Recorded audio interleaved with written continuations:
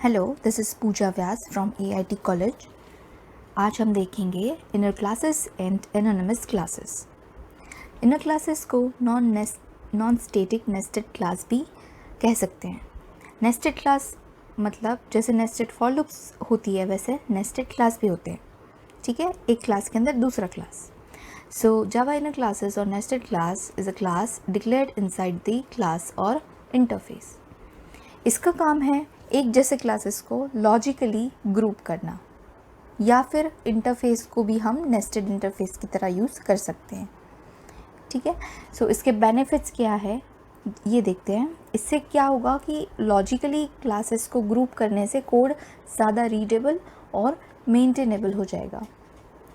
इसका दूसरा एडवांटेज है कि इनर क्लासेस अगर हम यूज़ करते हैं तो उससे हम आउटर क्लास के प्राइवेट डेटा मेंबर्स और मेथड्स को एक्सेस कर सकते हैं। ठीक है, so these are some advantages of inner class. अब इसको हम प्रैक्टिकली इक्लिप्स में देखेंगे, इसका बेसिक एग्जांपल कि कैसे हम इनर क्लास का ऑब्जेक्ट क्रिएट करके उसकी मेथड्स को कॉल कर सकते हैं। सो सिंपली हमें क्या करना है, एक आउटर क्लास यहाँ पे हमने बनाया है, उसके अंदर मैं दूसरा क्लास डिफाइन कर रही हूँ, inner class. Okay, so this is my nested class.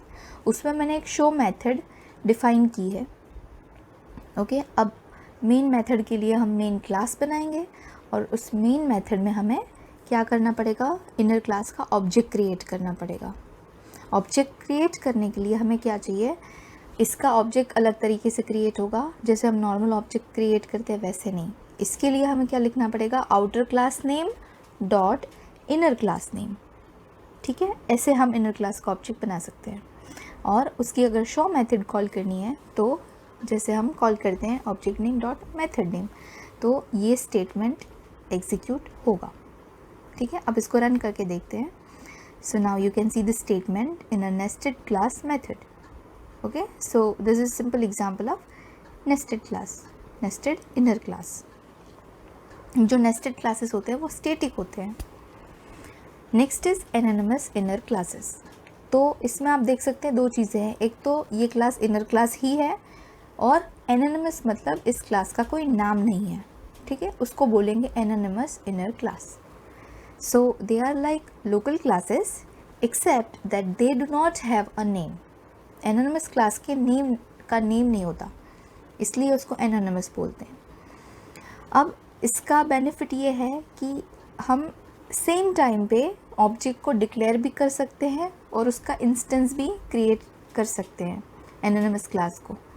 ठीक है, अब makes an instance of an object with certain extras also. ठीक है, एक सेम टाइम पे उसमें हम ओवरलोडिंग इन्फॉर्मेशन भी दे सकते हैं कि एनोनिमस क्लास किस क्लास को ओवरलोड या एक्सटेंड कर रहा है। ओके, सो सेम टाइम पे बहुत सारी चीज़ें हम कर सकते हैं, इसलिए ये क्लास कोड को छोटा बना देता है। यहाँ पे हमने एक क्लास बनाया डेमो2 क्लास। अभी इसको भूल जाते हैं, let's see demo one that is outer class. अब इस आउटर क्लास के अंदर ये एनोनिमस इनर क्लास है, इतना। ठीक है, अब कंपाइलर को कैसे पता चलेगा कि एनोनिमस है ये क्लास, क्योंकि इसका नेम है नहीं। ठीक है, यहाँ इस स्टेटमेंट में हमने एनोनिमस क्लास का ऑब्जेक्ट बनाया है। कंपाइलर को कर्ली ब्रेस के स्टार्ट और एंड और सेमी कॉलन से पता चलेगा कि this is an anonymous inner class. ये चीज़ बहुत इंपॉर्टेंट है। अब देखते हैं कि इस एक स्टेटमेंट में कितनी इन्फॉर्मेशन हमने दी है। हमने क्या किया है, डेमो2 क्लास का ऑब्जेक्ट क्रिएट किया है यहाँ पे। तो इस एक स्टेटमेंट से कंपाइलर को पता चलता है कि ये एनोनिमस इनर क्लास है और डेमो2 इसका पेरेंट क्लास है। ठीक है, सो इट्स वेरी इंपॉर्टेंट। सो ध्यान से अगर आप इसको देखेंगे तो एक ही स्टेटमेंट में 3 इन्फॉर्मेशन हमने कंबाइन की है। ठीक है, so this is our anonymous inner class which parent is demo2 class. और यहाँ पे हमने शो मेथड को ओवरराइड किया है। डेमो2 क्लास की शो मेथड है, उसको हमने अपने एनोनिमस क्लास में ओवरराइड किया है। मेन मेथड में जब हम शो मेथड कॉल करेंगे डी ऑब्जेक्ट से, तो ये कौन सी मेथड को एग्जीक्यूट करेगा, पेरेंट क्लास की शो मेथड को नहीं, बट एनोनिमस क्लास की शो मेथड यहाँ पे एग्जीक्यूट होगी, बिकॉज शो मेथड को हमने ओवरराइड किया है हमारे एनोनिमस क्लास में। So anonymous class is child class and demo2 is parent class. So you can see कि method of anonymous inner class यहाँ पे ये method यहाँ पे रन होगी. बट अगर हम यहाँ पे सुपर क्लास का यूज़ करेंगे सुपर डॉट शो, तो एनोनिमस क्लास का सुपर क्लास demo2 क्लास है, उसकी शो मेथड यहाँ पे कॉल होगी. Okay, so let's run this. So इसको रन करेंगे तो मेथड ऑफ सुपर क्लास पहले रन होगा और उसके बाद में method of anonymous inner class ये वाली मेथड कॉल होगी. It is taking time to run, so let's wait and C. Yes, so you can see method of superclass and method of anonymous inner class. So I hope anonymous inner class is clear कि anonymous inner class is nothing but type of inner class or nested class. Let us see Java FX event handling now. अब event handling है, उसमें inner class और anonymous inner class के knowledge की हमें ज़रूरत है. ठीक है. सो सबसे simple event button click event हमारे माइंड में आती है. अब देखते हैं बटन क्लिक इवेंट हम कैसे यूज़ कर सकते हैं. सबसे पहले बटन क्लिक इवेंट के लिए हमें बटन क्लास का एक ऑब्जेक्ट क्रिएट करना पड़ेगा. मैंने यहाँ पे ओके बटन क्रिएट किया है. अब इसके बाद हमें स्टेप्स देखने हैं इवेंट हैंडलिंग के. सो सबसे पहला स्टेप इवेंट हैंडलिंग का होता है to create event handler object. Okay, so आपको ये 3 स्टेप्स याद रखने हैं. सबसे पहला step create event handler object. ठीक है, यहाँ पे मैं अपना एक कस्टम क्लास बना रही हूँ बटन हैंडलर क्लास, और उस क्लास का मैं हैंडलर ऑब्जेक्ट यहाँ पे डिक्लेयर कर रही हूँ, न्यू बटन हैंडलर क्लास. इस क्लास को हमने सिर्फ डिक्लेयर किया है, हमें नीचे उसको डिफ़ाइन करना पड़ेगा. बट अब सेकेंड स्टेप पहले देख लेते हैं. दूसरा स्टेप है जो हमने इवेंट हैंडलर ऑब्जेक्ट बनाया उसको सोर्स ऑब्जेक्ट के साथ में रजिस्टर करना. सोर्स ऑब्जेक्ट यहाँ पे है हमारा बटन.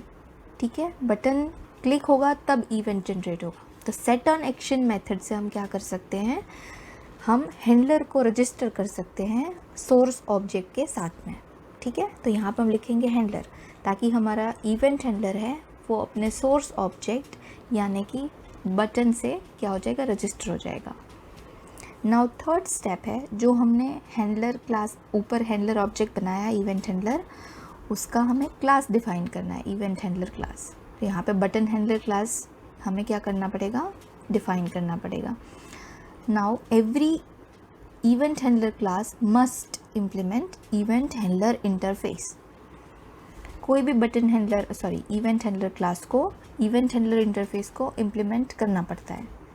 अब जब हम इसको इम्प्लीमेंट करेंगे तो हमें सबसे पहले तो इन दोनों को हमें क्या करना पड़ेगा, इंपोर्ट करना पड़ेगा, इवेंट हैंडलर क्लास और एक्शन इवेंट क्लास को.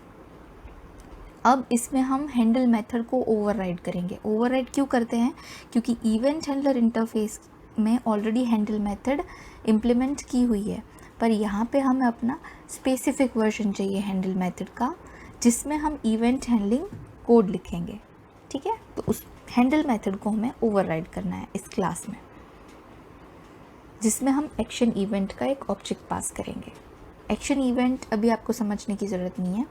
जब मैं B1 में बटन प्रेस करूँगी, सेट ऑन एक्शन मेथड मेरी हैंडल मेथड को कॉल करेगा, और हैंडल मेथड में हमने जो इवेंट हैंडलिंग कोड लिखा होगा वो कोड यहाँ पे क्या होगा, रन होगा.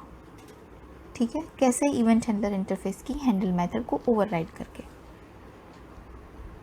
Okay, so now let's see कि जब बटन हम प्रेस करते हैं उसको कैसे हैंडल मेथड रन करता है. अब बटन को हमें पेन के अंदर पहले प्लेस करना पड़ेगा, तभी हमें बटन दिखेगा हमारे स्टेज और सीन में. पेन्स हमने ऑलरेडी देख लिया है कि कैसे पेन्स हम यूज़ करते हैं नोट्स के साथ. जब बटन क्लिक होगा कौन सा मैसेज प्रिंट होना चाहिए वो हम सिंपल इस प्रिंट स्टेटमेंट में अभी लिख रहे हैं. ठीक है, नाउ लेट्स प्रोसीड. जैसे ही हम बटन प्रेस करेंगे you can see the message okay button clicked in console. Console में इसलिए दिख रहा है क्योंकि हमने यहाँ पे लेबल का यूज़ नहीं किया. लेबल का यूज़ करके हम आगे देखेंगे कि कैसे स्टेज के अंदर. अब लैम्बडा एक्सप्रेशंस हम देखेंगे. पहले लैम्बडा एक्सप्रेशन से ये प्रोसीजर है वो सिंप्लीफाई हम कर सकते हैं. उसमें जस्ट आपको लिखना है ई dash angle bracket curly brace start करना है, कर्ली ब्रेस एंड करके सेमी कॉलन करना है, दैट्स इट. इतना ही आपको याद रखना है। ये तीनों स्टेप्स को इतने कोड में हम कंबाइन कर सकते हैं यूजिंग लैम्बडा एक्सप्रेशंस। और इस ब्रेसेस के अंदर हमें इवेंट हैंडलिंग का कोड लिखना है, जो हम हैंडल मेथड में लिखते थे वो कोड अब हमें यहाँ पे लिखना पड़ेगा। तो तीनों स्टेप्स हम कंबाइन कर सकते हैं यूजिंग लैम्बडा एक्सप्रेशंस। तो अब देखते हैं कि ये तीनों स्टेप्स अगर हम नहीं करने हैं तो लैम्बडा एक्सप्रेशन का यूज़ करके कैसे इनको कंबाइन करेंगे।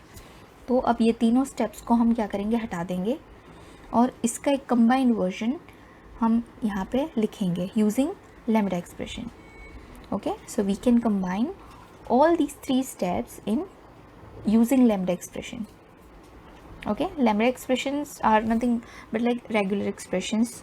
ठीक है, तो उसको हम डिटेल में नहीं देखेंगे, उसका बेसिक देख रहे हैं हम अभी यहाँ पे। सो b1.setAnAction मेथड का यूज़ करके हम डायरेक्टली यहाँ पे क्या कर देंगे, एनोनिमस क्लास है ये, अगर आपको याद है एनोनिमस क्लास। ठीक है, ये जो सिंबल है वो लैम्बडा एक्सप्रेशन का सिंबल है। E is our action event object. अब इसके अंदर हम जो भी लिखेंगे that is nothing but event handling code. इस मेथड के अंदर जो हमने प्रिंटफ स्टेटमेंट लिखा है, सिंपली ये स्टेटमेंट हमें यहाँ पे क्या करना है, पेस्ट कर देना है। जब बटन क्लिक होगा तब क्या होना चाहिए, ये वाला कोड हमें यहाँ पे लिखना है इस लैम्बडा एक्सप्रेशन एनोनिमस क्लास के अंदर। ठीक है, तो हमने यहाँ पे दो कंसेप्ट्स कंबाइन किए हैं। अब हम ओके बटन जब क्लिक करेंगे तो you can see this message. अब इसको हम वर्चुअल बॉक्स में रख देते हैं। हम लेबल के साथ देखते हैं कि अगर हमें कंसोल में मैसेज नहीं चाहिए तो लेबल का यूज़ करके कैसे कर सकते हैं। तो मैंने वी बॉक्स पेन ले लिया, उसमें मैं चिल्ड्रंस ऐड कर रही हूँ। एक तो हमें बटन ऐड करना है और मैसेज जो डिस्प्ले कंसोल में हो रहा है इसमें लेबल में हमें करना है, इसलिए एक हम लेबल यहाँ पर डिक्लेयर करेंगे। ठीक है, और उस लेबल में हमें मैसेज चाहिए। ठीक है, इसलिए हम यहाँ पे L1 लेबल भी पास करेंगे वर्चुअल बॉक्स में, सॉरी वर्टिकल बॉक्स में। ओके, नाउ यहाँ पे हमें लिखना पड़ेगा L1.setText, ताकि हमारे जब बटन क्लिक हो तब लेबल के अंदर ये वाला मैसेज स्टेज पे आपको दिखे और सीन में हमें वी बॉक्स पास करना पड़ेगा। जैसे हम इसको रन करेंगे you can see okay button clicked. Thank you for watching.